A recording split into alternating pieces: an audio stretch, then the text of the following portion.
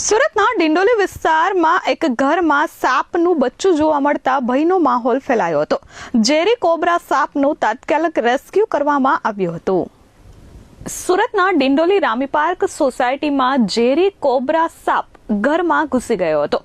વરસાદી પાણી ઉતરતા જ સરીસૃપો બહાર નીકળી રહ્યા છે, જેને લઈ લોકોમાં ભય છે. ઘરમાં ઘૂસેલા આ સાપના બચ્ચાનું રેસ્ક્યુ કરવા માટે ફ્રેન્ડ્સ ઓફ એનિમલની ટીમ પહોંચી હતી. ડિંડોલી રામી પાર્કમાં ઘરમાં ઝેરી સાપ ઘૂસી ગયો હતો, જેથી સ્થાનિકો અને ઘર માલિકને ભારે ભયનો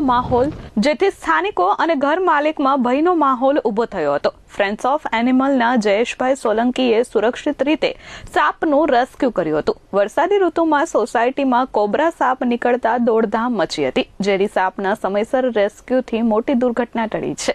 ડિંડોલીમાં આ સાપના રેસ્ક્યુથી સ્થાનિકોએ રાહતનો શ્વાસ લીધો છે.